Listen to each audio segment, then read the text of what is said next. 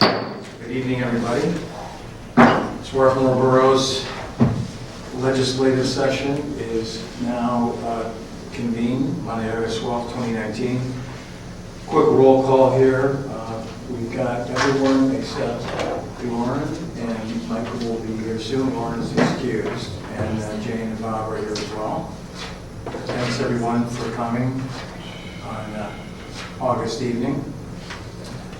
First item of business would be public comment. If there's anyone in the public that care to address council on any issue, please come forward. Mike, state your name and address. There being none, public comment period is closed. First item of business on my part of the agenda is consideration of council meeting minutes of July 1st, 2019, our only meeting for the month of July.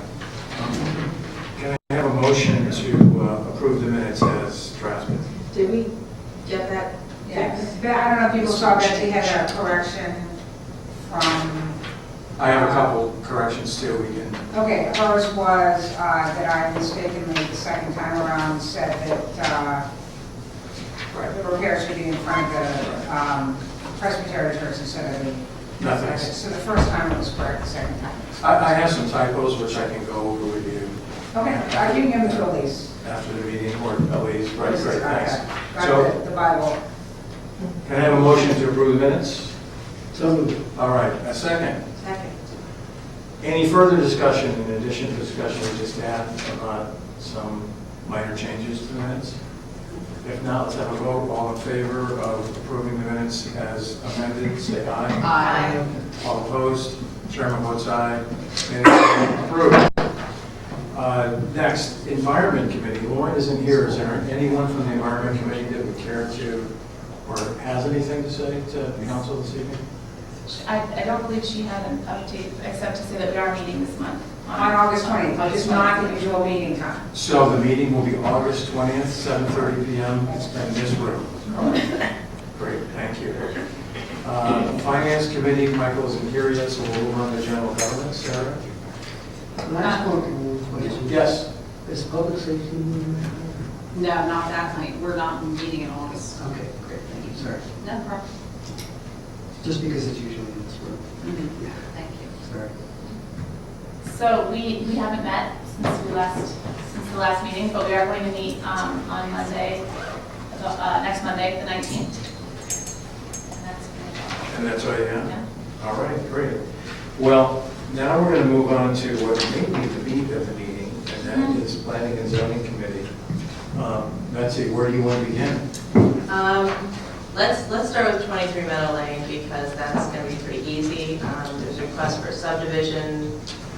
We discussed it briefly last month at Planning and Zoning, and then it went to the Planning Commission. And they requested some changes, and it was also reviewed by Springfield and our engineers and the county. And it looks like it's going to be, they're changing what they're asking. They're going to do a reverse subdivision instead of what they were asking for. So that looks like it should proceed forward at this point. So that one, okay, one down. So, Is there anything we need to do, Yes, council, well, this evening? Bob and Betsy will work on a resolution once we have, the engineer is sending the revised plans, which are now indeed going to be quite simple. And then the council usually adopts a resolution. With conditions. With conditions. Right, some of them. They're minor. They've done, this change is at the request or the suggestion of the borough engineer, so. Should we have any discussion this evening, or would it be more fruitful to wait until we have a resolution? We should wait until we've, Yeah. because, yeah, let's let the engineer do it. Okay. Do this one, because that's what's going to really matter. The changes have been substantial. Okay. Substantial improvements, but it's changed enough that we should go through it. So when I get the plans, I will set the plans, should be able to send them electronically. In fact, I already have them. Yeah. I'll send the plans, and then we can, with the resolution, that'll make more sense, I think. Yeah. Planning and Zoning didn't meet this month. Right. And it might be that we don't need to meet in order to move forward on this. Okay. If we do, then it probably won't come to full council until October. All right. So, If not, we might consider it in September. yeah. Okay, Yeah. all right. All right, well, I'll leave that up to you, whether you think the committee needs to go over it or not. Yeah, we'll try to leave up to Bob. All right. Okay. Right. Was there something else that you had on that, Jane? Okay. All right, so what do you want to move forward to next? What are you looking at, the ordinance and? Right, yeah. Yes, so we have, we need to appoint some board members to the Board of Appeals for the Uniform Construction Code, is that correct? It's both it's an appeals board for both the construction code and the property council. Okay. And tonight we're being appointed for the purposes of the property maintenance code. All right. Well, so two of them are, and I think I would probably do the first one is appointment. There are 2 vacancies right now on the 5-member UCC board. To sort of float it along, there's no set terms, it's actually the same 5 people who've been on since 2005. So one of them has long since moved from the area, not just the borough, and one is deceased. So the 2 that I have suggested there, Bob Lynn and Jim Jeffrey, it's not Jeffrey, it's, are filling the same roles as the people who went off because the law is quite specific. The board is supposed to be made up, as usual, do-gooders who just want to do something for our community, but people who really are familiar with these issues. So Bob Lynn has served on quite a few of these. He's a local architect in media, and Jim Jeffrey is the god of code enforcement in Delaware County, and I'm surprised he's on the board already, but he's not. He was very pleased to be asked. And just to keep people, so this board was created based on state law that was passed back in 2005, but it's never actually, we've never had need to call on it. So this will be, that's why when Jane says that some people have been there and long gone, this is the first time that we are actually needing to use this Board of Appeals, so that's why we need to make sure that it's, and apparently it's mostly supposed to be served, the board members are supposed to be from outside of the borough. I think it's nice to have, don't not have- that they've met, they don't have to be, but I think for applicants, it's kind of nice for them to feel that there's a little bit of distance. One of our, Brian McGillen, in fact, does live in the borough, Dan Mooney works in the borough, Mike Perone lives in Nether Property, so they're pretty close. Jim, would you mind explaining what the UCC board would do? I mean, I realize they never met, so. If they were here, it's actually right in the first paragraph. It's right Okay. from the code. They hear and rule on appeals, requests for variances, and requests for extensions of time based on a claim that the UCC has been incorrectly interpreted. This would be by the building code official.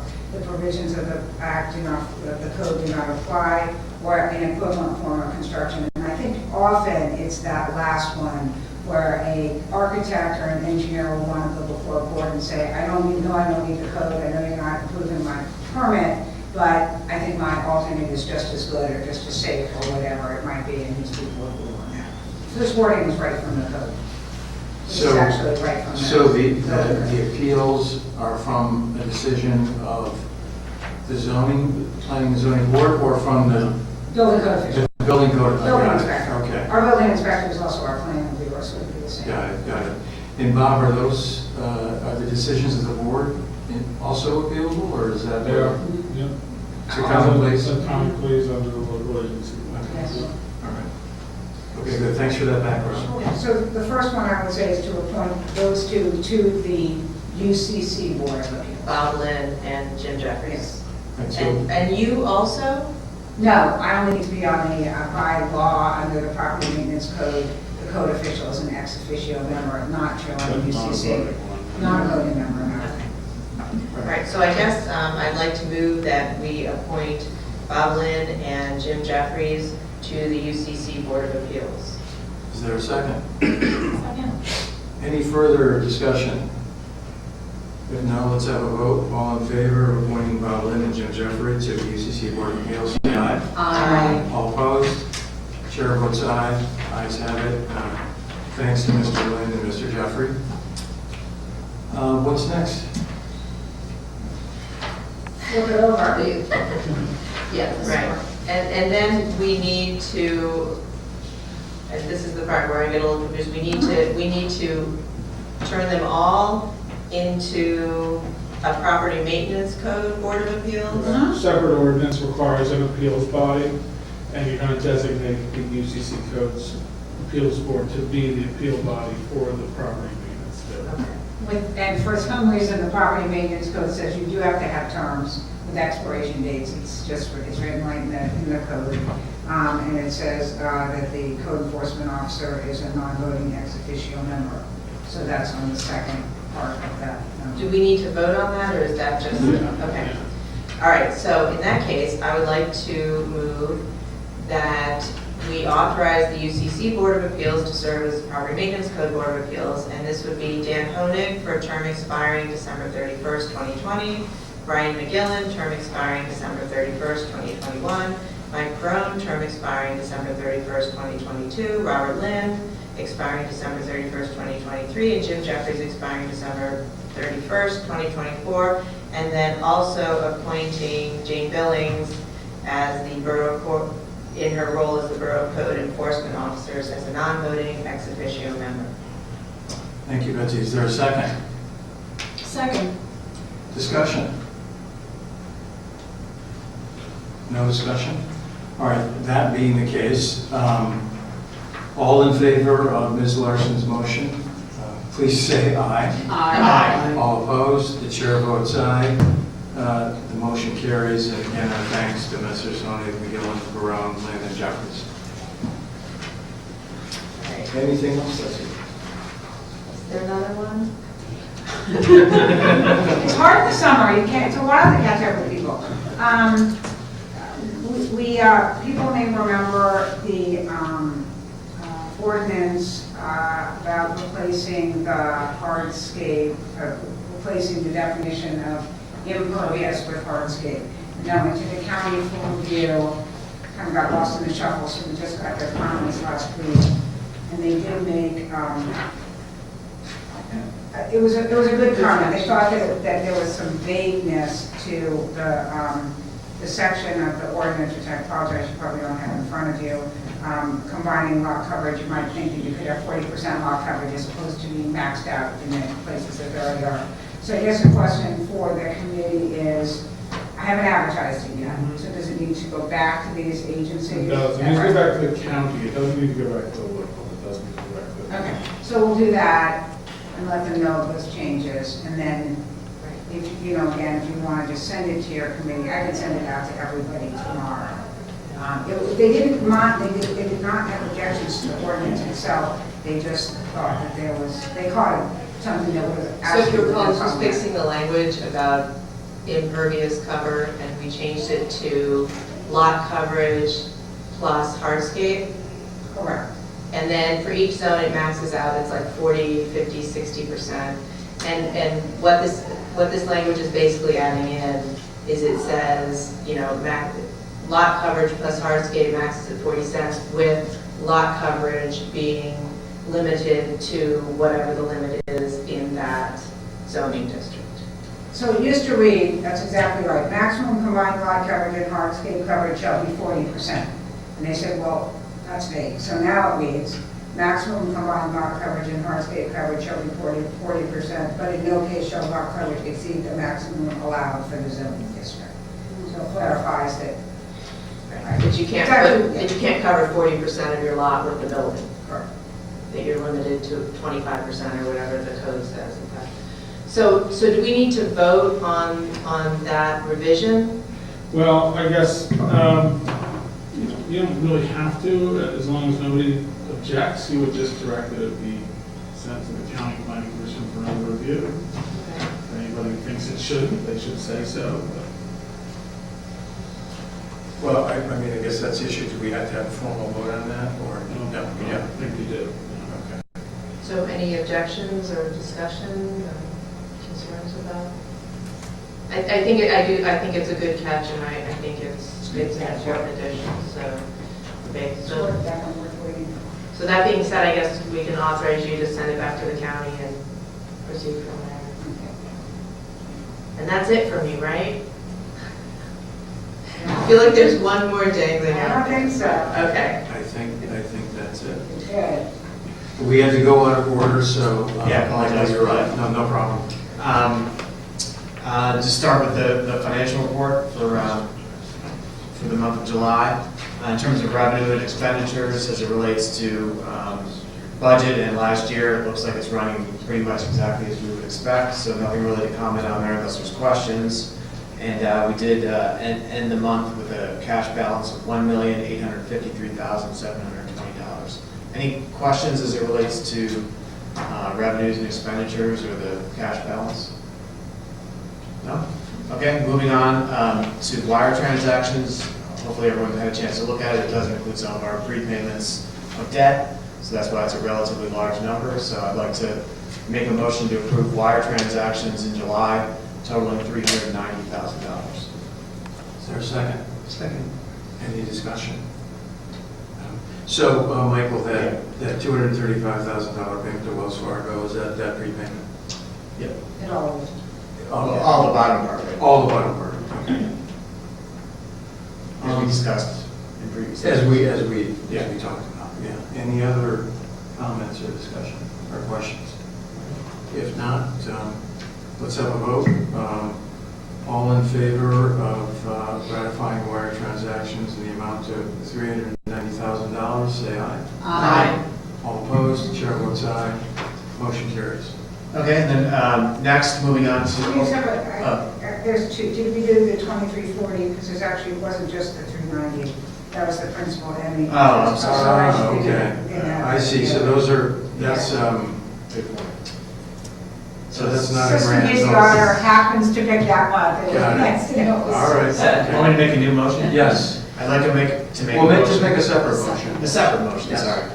Should I just do the total, or should I do a separate? No, do it for 2000. Okay, all right, I'd like to make a separate motion for the first half of the page for to approve wire transactions totaling $2,340.17 for the month of July. Is there a second? Second. Any discussion? All in favor, say aye. Aye. All opposed, chair votes aye, motion carries. Apologize for that. Good catch. Moving on to open invoices for the month. I'd like to, hopefully everyone has had a chance to review those invoices. I'd like to make a motion to approve invoices totaling $122,680.86 for the month. Is there a second? Second. Any discussion? All in favor, say aye. Aye. All opposed, chair votes aye, motion carries. Okay, one last thing that I just want to bring everyone's attention to, just because the numbers are relatively large as it relates to, I guess there will be future payments, that we did allocate $50,000 to the capital budget for refurbishments for Borough Hall, and I think James put out to bid approximately $20,000 worth of windows, which is normal procedure. But we're thinking of spending another $30,000 for a much needed HVAC unit for the firehouse. It's currently, more than 25 years old. And this can be purchased through the usual HVAC company, which has, because they're under state contract, we don't need to bid it, so just FYI, that's roughly $30,000 is what we're thinking. So it fits under the $50,000, the windows and the HVAC, but I just want everyone to be aware of that. It's not a voting thing, but just an awareness issue. I think that's all I have. Great. Unless there's any questions. Yeah, actually, if we're doing HVAC work, could we consider maybe some more environmentally friendly options for that? Well, we do buy the most energy efficient HVAC unit that we can buy. I think it's a little hard when we're, unfortunately committed to these rooftop units, for those 8 zones that there are in the building. It's pretty hard to do something dramatic for one area like geothermal. I think that would be something that you'd have to do for the whole building at a time. It would be a great thing to look at, but I don't think it could be one. I think for it to be efficient and worthwhile, it would be something we'd be switching over the entire heating and cooling system for the building. But we do buy, and actually we've been able to see a reduction on our energy costs when we buy these units. We do, and it costs a little bit more to get more energy efficient units. I'm happy to share the specs if you want, because we talked about that quite a bit. I guess I'm just wondering if this is something that would be worth going through the Environment Committee or the EAC. I mean, because it brings up questions for me, like, so when is the whole, like, instead of spending $20,000 on this, when is the whole building set to be done? And would it make sense to look at doing a larger project instead of fixing a piece of it? I mean, does it make sense to like look It's at? not working. So unfortunately, I don't love the way the building was even done, but because as the units go, the police can tell you they were without heat, while we waited for a unit for 6 weeks. So you're in sort of a failure mode when it happens. So and the good news is, after this unit is replaced, only 2 more of the original units on the building need to be replaced. So I think that would be a great time to sit back and say, maybe we could do it better next time, because then all the units will have been replaced within about a 4-year period. So we'll know how much time we have before these units are no longer functioning as they should. They don't have that long a life, and I think that would be a great time to look at the building as a whole. But I don't think you can piecemeal now and say that unit 6 out of 8, you can do something different. I just don't. I think there's too much overall work that would have to be done. And some of the units up there now are only 2 and 3 years old. In fact, some of them are less than that. So you're kind of already sort of like all the way down at the end of the path, and then you're going to take them back. That's sort of how I see it. Is there a way to like, when we're doing this, get an estimate? I think it's a good question, just an estimate of what that would cost and what energy would. Geothermal? Yeah, what the energy savings might be. I mean, is there any way for a rough estimate from, not from us, but from the HVAC people, or does it just? No, it's too totally complex? different. It's totally different. It's a totally different. Yeah, okay. Yeah. And geothermal is it's a big commitment. You know, a lot of, you need a lot of space for the wells, you need land, yeah. But I'm sure they're good to look into it for us. Okay. Yeah. But now is not the time.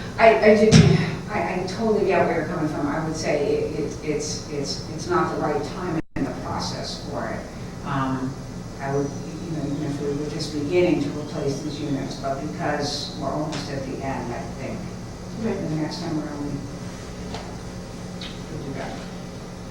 Okay, and I think that's it. The Finance Committee will not be meeting this month unless there's a request to do so, but I suspect we will, given the budgetary things that are coming down the pike for next month. But I'll update that when we meet in September. I'm sorry, can I just go back a second for the renovations that are happening in Borough Hall? Does that include your office, the The windows? Yes. Is Now, that we're getting 3 of those windows, and we'll do the 3 worst ones, so they're not committed anywhere, because we've got a lot of windows. There should be So some the No, safety one- I mean, right. Oh, going to talk about that in my. yeah, that's kind of out of my, All right, thank you. No, the $50,000 was all for windows in the original budget, so then now that's being split. This is, the renovations in the office are additional. Great, thank you. Mary, public safety. Thank you. First, I'm going to talk about a vacancy on the Civil Service Commission. I want to thank Vicki Herr, who's a longtime Swarthmore resident who has left the borough. We want to thank her for her service on the Civil Service Commission. And while I'm at it, I'd also like to thank her husband, Sheldon, who assisted in the hiring of our last police officer. He was on the panel of people who administered the oral examination to those officers. So we want to thank both of them. So because of that vacancy on the Civil Service Commission left by Vicki, I want to move to appoint someone new to fill that position, and it's Conlon Booth. And I think I had emailed all of you a little while ago about him, and I think most of you know him. He lives here in Swarthmore and does a lot of great stuff for the borough. So this is something I can do tonight? This is our legislative? Yes. Okay. So I move to appoint Conlon Booth to the Borough Civil Service Commission for a 6-year term. I'm not sure what Vicki's term was, and I guess he's filling her unexpired term.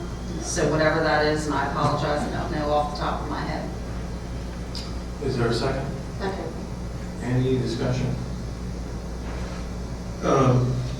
All in favor of appointing Conlon Booth to the Civil Service Commission to fill out the remainder of Vicki Herr's term, please say aye. Aye. All opposed? Chair votes aye. Motion carries. Thank you. Thanks to Conlon Booth. Now, Conlon was the alternate on the Civil Service Commission. He's filling Vicky's vacancy. Next month, I should have somebody to move to appoint as the new alternate, but that person's not quite ready yet, so save that for September.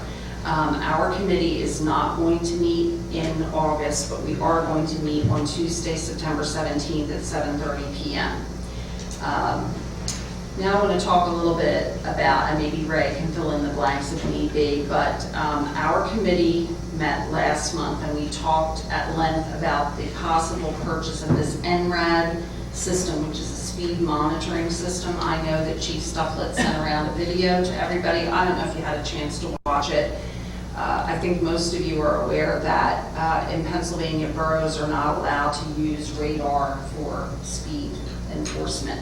So this is an alternative to radar, and it's something that Nether Providence Township was kind enough to lend to us so that we could test it out, because I think the cost of it is probably about $4,000 or $5,000. But it was something that we talked about on our committee, and we thought it sounded great, easy to use, and something that would help with enforcement on both Yale Avenue and North Chester Road, where we continue to get complaints from residents about both of those spots. So this would go a long way toward traffic speeding enforcement.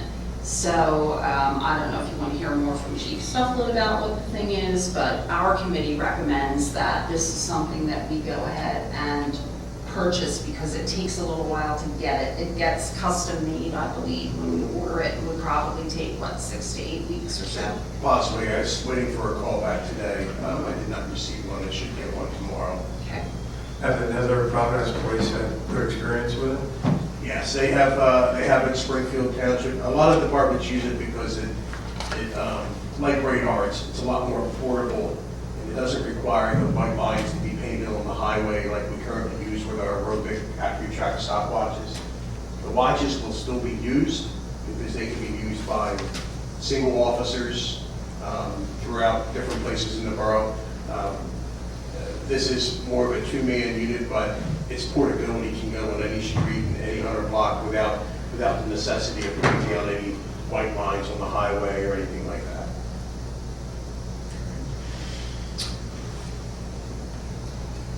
I don't know if we need to vote. Well, let's see, probably the amount of expenditure doesn't require it, but you know, it's kind of a new departure for this borough in some ways, and there certainly has been a lot of interest among many citizens of the borough with enforcement of the speeding laws. So yeah, I think we should go on record and take a vote on it. So would you like to move to Sure. Okay. approve it? That means our discussion's over? No, we'll No, do no. it after the motion. Okay. After the motion. Okay. So I move to authorize the Borough Police Department to purchase the electric non-radar device speed monitoring system, also known as NRAD. Is there a second? Second. Discussion. I was just wondering what the downside is. Oh, it takes 2 officers because one has to stay with the system so it doesn't get stolen. Whereas currently, 1 officer can use the white lines and the stopwatch. I would say that's the only, from our discussion, that's the only downside I'm able to come up with. So we have to have a shift with 2 officers. Is there any admissibility issues with this? Like, has it been tested or courts or something? It's been approved through the PA bulletin. Every speed timing device used in Pennsylvania, including radar, its foundation is mainly based on officer integrity, which obviously we don't have that issue. It operates under the same principle as our current watches. Speed equals time divided by the, and so it's kind of the same thing. The only downside would be the cost of it is a lot more than our watches, but the portability gives us that flexibility throughout the borough. So the cost of having 2 officers on at a time to do it, or the cost of the actual? I think The cost of the actual thing unit. itself, the machine itself. Okay. And it can only be used when we have 2 officers on duty, which is not always. Right. So it's limited in that sense, but So when it can be done.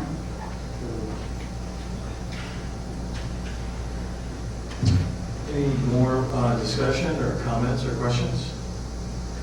If not, let's have a vote. All in favor of authorizing the purchase of the NRAD speed monitoring system for Swarthmore Borough Police Department, say aye. Aye. All opposed? Chairman votes aye, motion carries. Okay. Next item that we discussed in our committee that Sarah alluded to a few minutes ago. We've been talking for a while about security measures for the borough office, particularly when you walk in the door and when you come to the front counter and Elise is right there.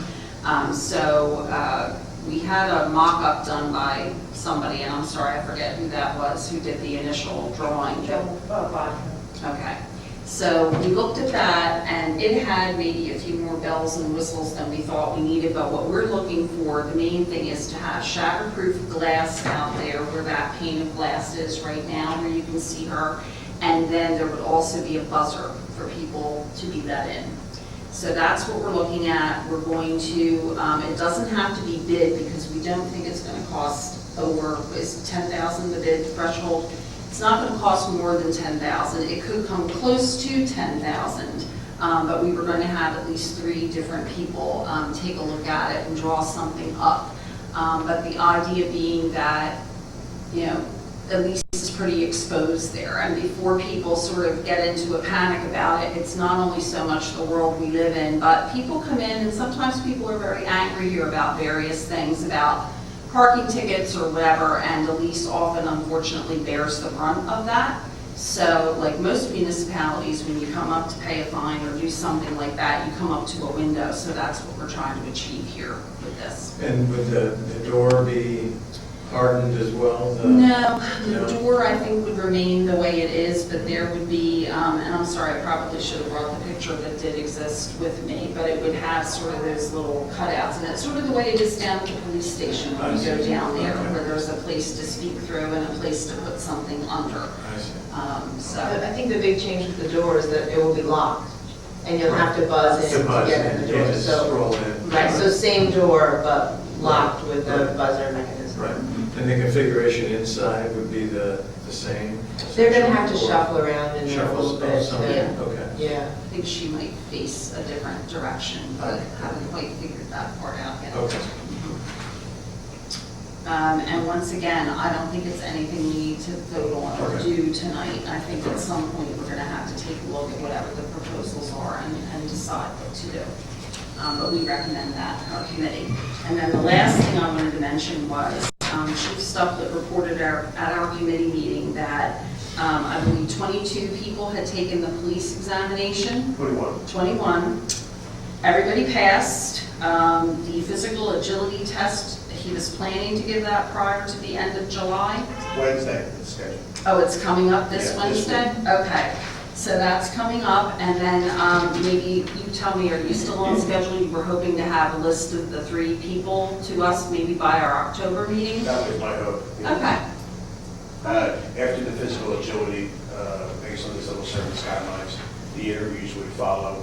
So I'm hoping the interviewers' scheduling obviously has to be wrangled in, hopefully by the end of August, to try and have those interviews going into the beginning of September. And then it would establish the list, and then it would backgrounds and things like that. So that's the hope. I think it's still obtainable. okay. All right, does anybody have any comments, questions about that particular thing? No? Okay, well, that's it, and as I said, we're going to meet in September. Great, thank you, Mary. Thank you. Ross, Public Works, Parks and Recreation. Okay, we did meet, and the manager reported on ongoing sewer work. That's going well, nothing extraordinary to report there. And that there's ongoing preparation of the bid package for the Central Park wall repair, which we're hoping could take place in the fall or late fall. And then the main item we considered was that the borough's contract for trash expires at the end of this year, at the end of December, so we have to solicit bids and enter into a new contract.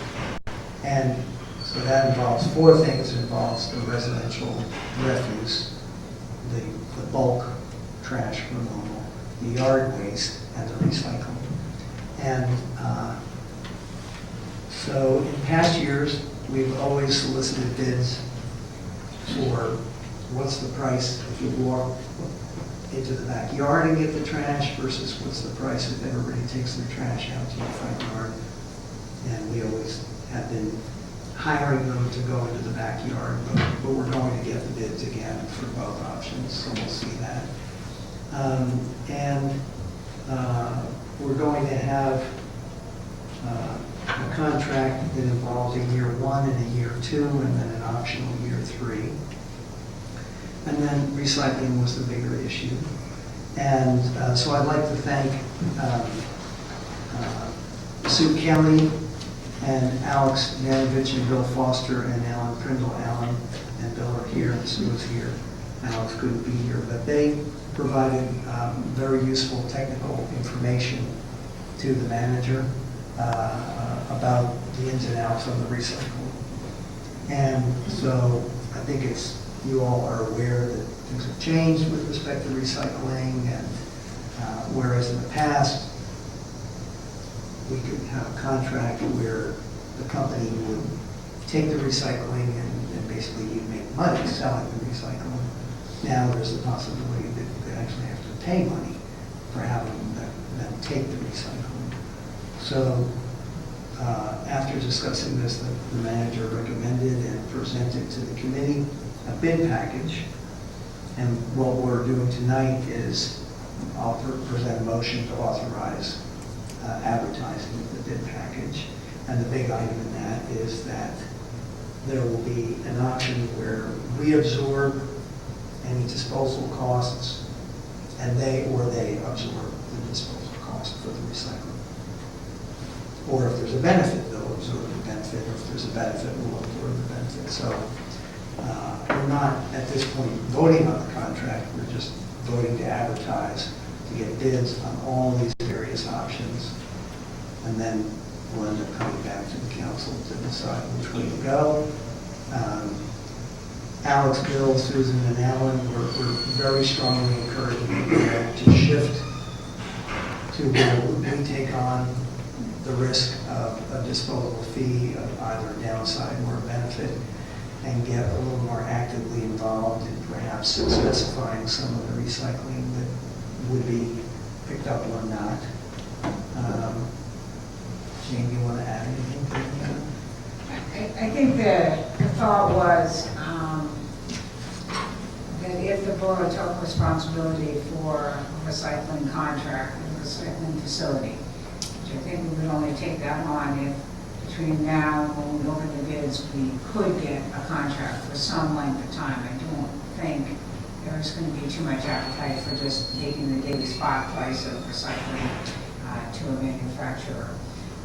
But that the borough would perhaps work even harder to get a good, clean product from people in town who are recycling, making sure people knew what that was, taking items that made sense, which could be a host of things.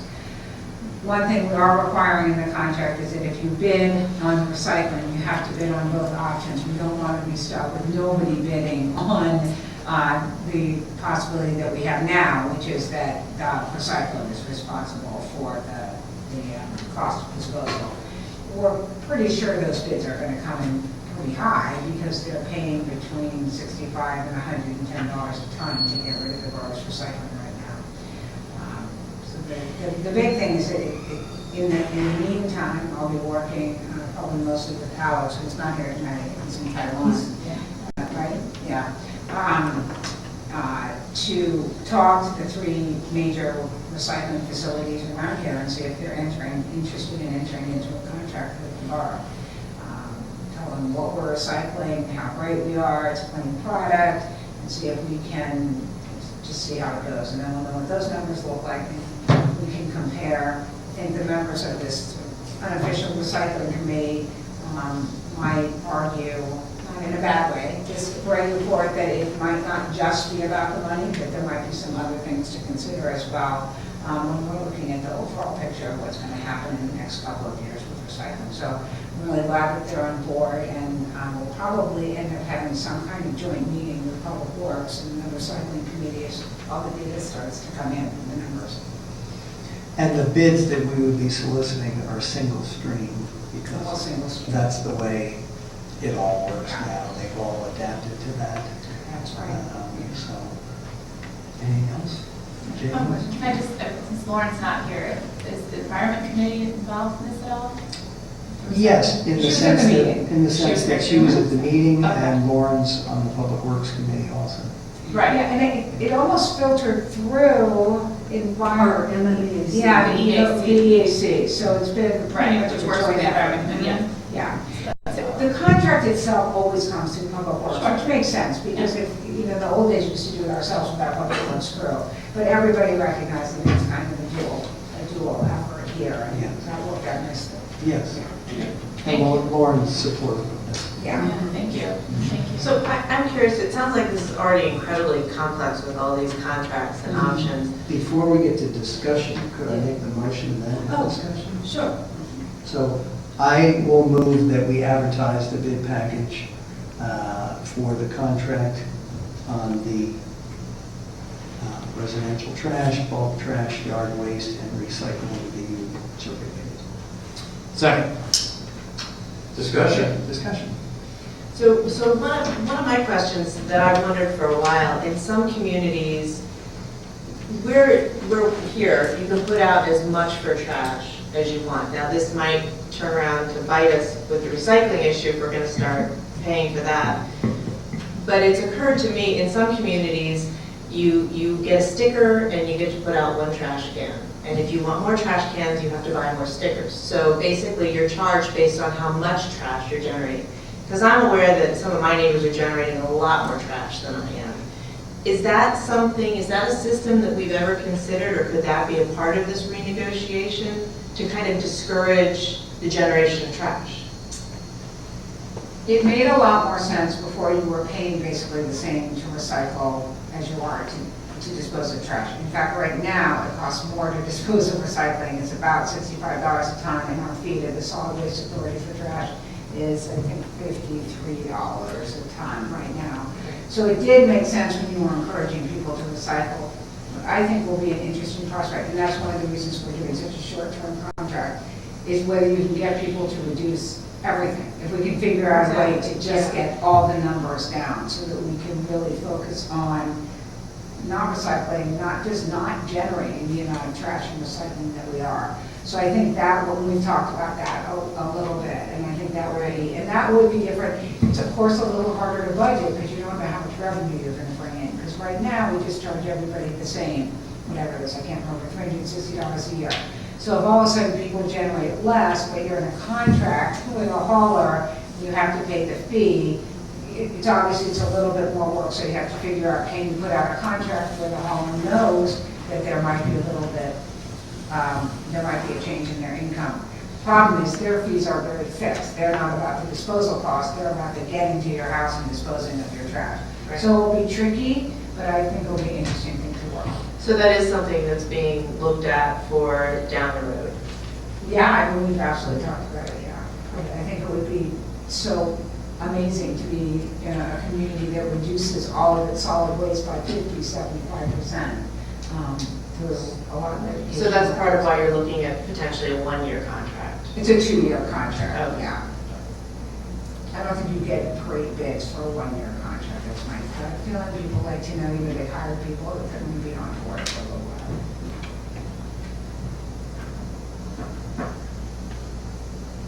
Any other discussion? If not, let's have a vote. All in favor of putting the contract out for bids? Say aye. Aye. All opposed? Chair votes aye. Motion carries. Thank you. Nothing else, and we're not going to meet in August, so September will be our next meeting. Great. Thank you, Ross. Thank you. All right, Mr. Mayor. Thank you. You probably, most of you may have seen the letter that I put in the Swarthmore, recognizing some of our public service workers for the job that they do in general. It was well timed, but it was somewhat ill-timed because I think I sent it to the Swarthmore 2 days before the straight line storm came and hit. But that really underscored the gist of the letter, which is what tremendous response we get from our police, our fire department, our public works crew, the borough in general, because I mean, really, it worked. It went probably as well as it could be. It was a relatively small weather event, as weather events are, but it did a significant amount of damage in town, extensive power outages. And I think it underscored the need, as I sent an email to Jane and to Ray and to Mary, perhaps to start, it was time to look and revisit our emergency management plan for the borough in terms of how do we respond to these types of emergencies. The last one that was done, I think, was in 2011 or so. So I think we're going to be discussing that at Public Safety Committee to see what mechanism we want to use to start taking a look at and updating those parts of the plan that may be necessary to update. All the people that are named on the old plan are pretty much no longer here except for Jane. So we really need to figure out how we respond to things like this storm and things that could be even worse and things other than natural disasters. So it would probably be the fire department, public works, again, the borough, and the whatever other departments might be helpful in terms of responding. So we'll be doing that. We'll be talking about that in public safety and talking about it a little bit more in upcoming council meetings. Thanks, Marty. Jane? You know, on that same vein, I will try and send out some updated information. I know that most of you who did the Borough Council training learned a little bit about the NIMS training, the National Emergency Management System. And that is something that the state certainly encourages manager and everyone in the police department, everyone in the fire department, as well as council members. So I'll try and send out some information. I think everybody just does it online. I don't think you have to go anywhere, but I'll send some information out on that. I just want to briefly, the budget schedule is not too different than how it's been in prior years. The letters have already gone out to the various community groups. They'll be expecting to meet with you at your September meetings. I'm sure that Ray will be submitting his budget to Public Safety Committee, CUSI, any special requests that he has in September to the Public Works Committee. And then that preliminary budget gets prepared. And some of you remember it's kind of the nuts and bolts of budget. There are some assumptions in there, how much of a salary increase, what are we projecting for medical insurance premiums, things like that. I try and let you know that as much beforehand. And the idea of that base budget is sort of to see what's the lay of the land before you start looking at all of the special requests that come in. So I agree with Mike, the Finance Committee will definitely meet in September to start looking at the budget, and then in October you all get, of course anyone's welcome at the Finance Committee meeting, all the special requests will be in by then, and then in October at the work session, discussion starts on the budget. Can I ask a question? Yeah, sure. Is there any update on the study being done about the fire department? Yes, I got an email from the Bob Hedden, who's the person that the FEMA hires, and he's still waiting for some data from the fire company. And I forwarded that to Rick Lee, and he said they're working on it. Okay, So yes and no. thank you. Anything else, Jim? Any questions? Yeah, if we are going to have a finance committee meeting, do we know when? It's the fourth Monday, I don't know, on my calendar. 7:30.